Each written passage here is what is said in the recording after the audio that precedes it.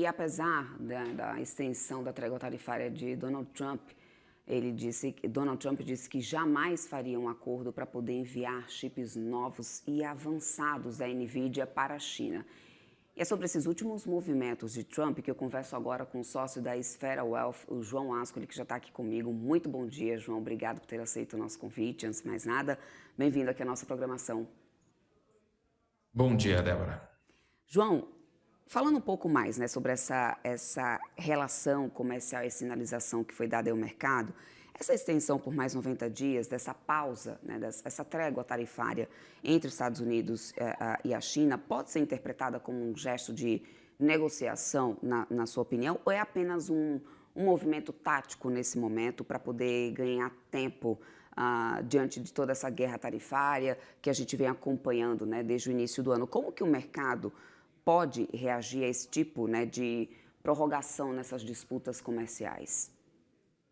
Eu vejo como um gesto positivo, o mercado tende a reagir bem quanto a esse ponto. Se a gente tivesse um bloqueio das negociações, daí sim o mercado reagiria de forma negativa, até porque lá atrás, quando a gente teve algum ruído de negociações estarem travando, a gente teve impacto sim nos mercados e nos cenários correlacionados. Então eu vejo como um cenário positivo. Ambos os países eles estão dispostos a negociar, são as duas maiores forças aí em toda essa questão da guerra tarifária.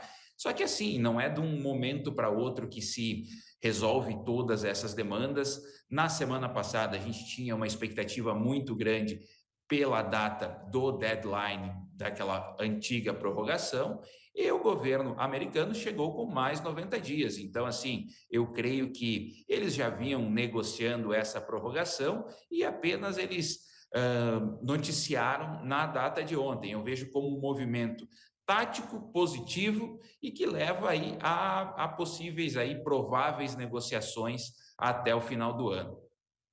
Mas, então, na tua visão, isso pode ter efeito de curto prazo, então, essa trégua tarifária nesse momento, ou médio ou longo prazo na tua visão? Eu te pergunto isso para poder entender o efeito também sobre a inflação global e a inflação americana, porque a gente está falando de produtos Sim. que são essenciais, né, para a produção de determinados setores, especialmente bens industrializados importados da China.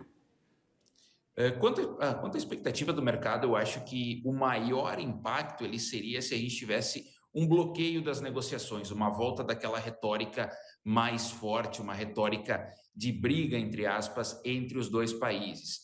Eu creio que até o mercado já tinha colocado muita coisa nos preços nessa prorrogação das tarifas. Então, eu vejo como um cenário que ele vai continuar assim. A surpresa maior seria pelo lado negativo se a gente não tivesse.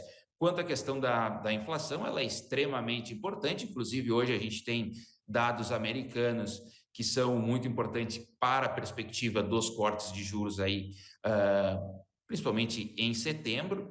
E toda essa movimentação da cadeia logística também mexe na curva lá na frente, porque a gente está falando de produção, a gente está falando de compra, a gente está falando de produtos mais caros.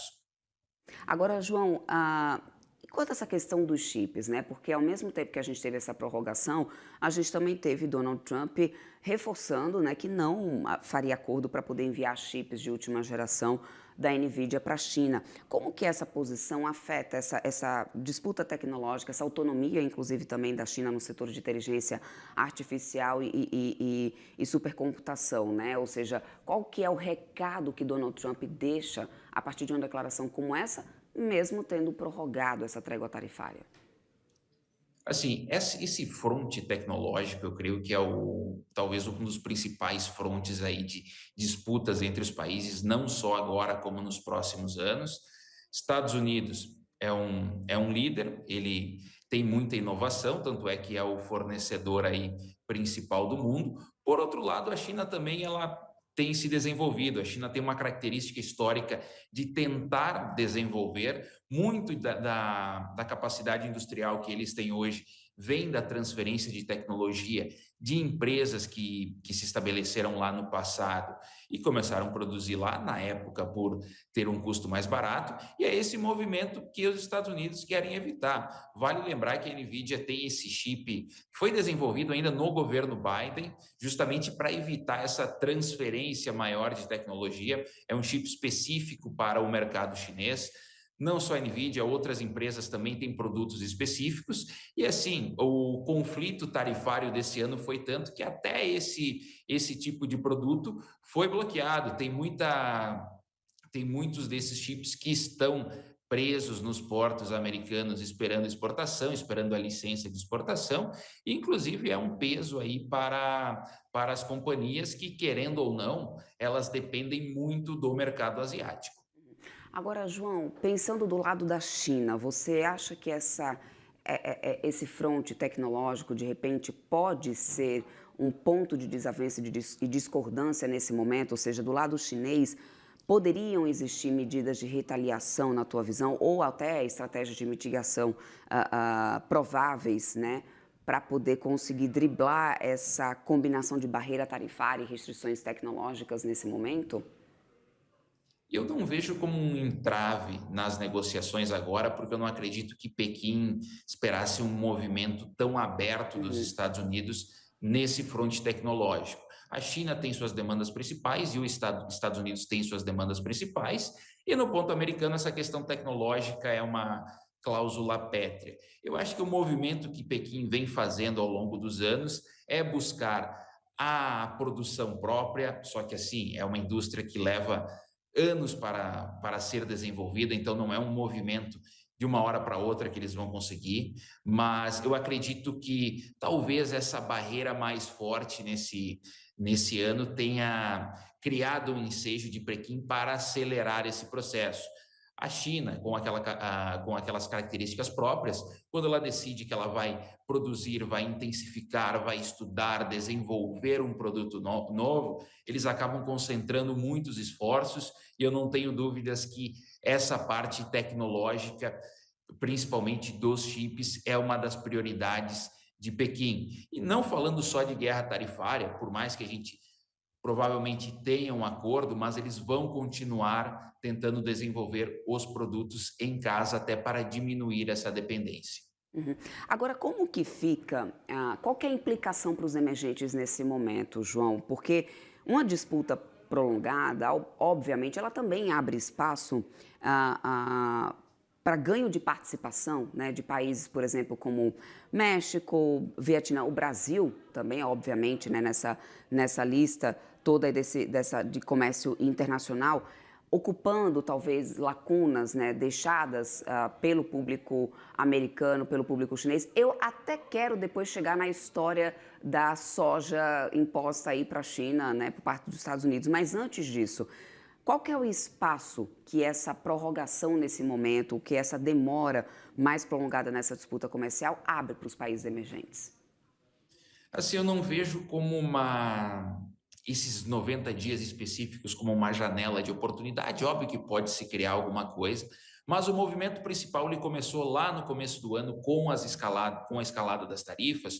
Um dos países que, inclusive, aproveitou muito bem esse movimento foi o próprio Vietnã. Por que o Vietnã? O Vietnã talvez seria a China dos anos 90. Deixa eu explicar esse ponto. A China, nos anos 90, ela tinha uma produção barata que conseguia absorver essa demanda mundial e entregar produtos de qualidade, mas com preços competitivos. Ao passo que a China evoluiu na capacidade industrial, o preço da produção também subiu. Então, essa janela foi absorvida pelo Vietnã, principalmente, e também por outros países do Sudeste Asiático.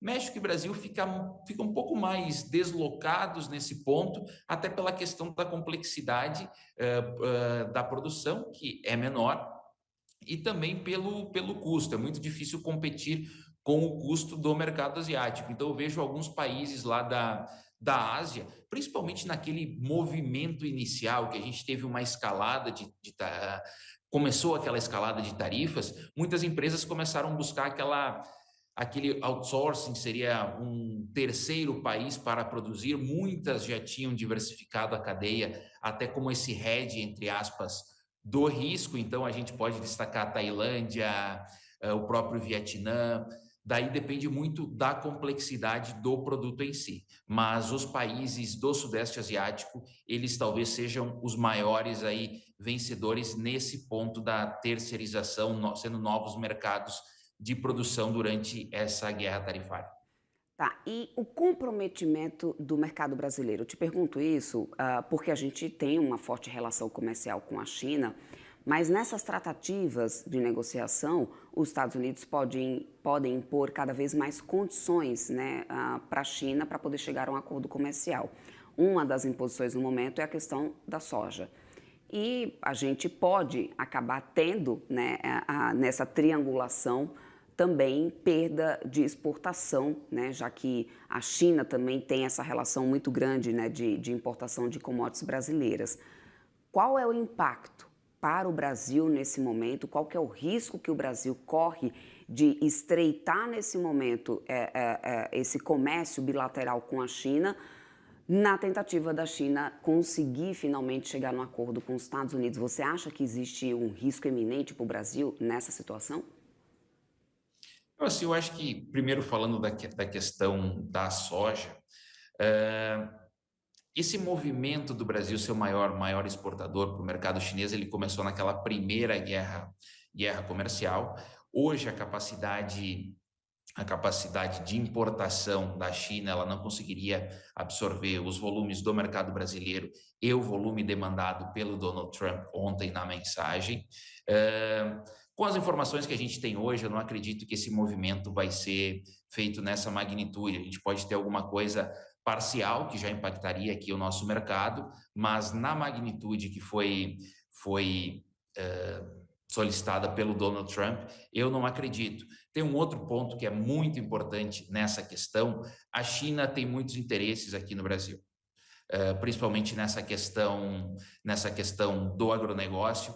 Então, eu não vejo como Pequim ceder de todas as formas, porque a gente já entra em outra parte do tabuleiro geopolítico para a China e Estados Unidos, que é o Brasil. O Brasil, nesse ponto, ele é um ponto extremamente importante. A gente está falando de exportação de commodities, de soja, faz parte da cadeia alimentar, isso faz parte da segurança de um país. Então, eu não vejo como Pequim ceder a todas essas demandas do Donald Trump, principalmente na magnitude. Pode ter algum movimento menor, que já impactaria aqui, principalmente a questão da exportação, que na derivada impacta o câmbio. Isso seria para uma janela mais longa, mas eu não vejo Pequim cedendo totalmente a essa demanda, porque ela realmente é muito alta.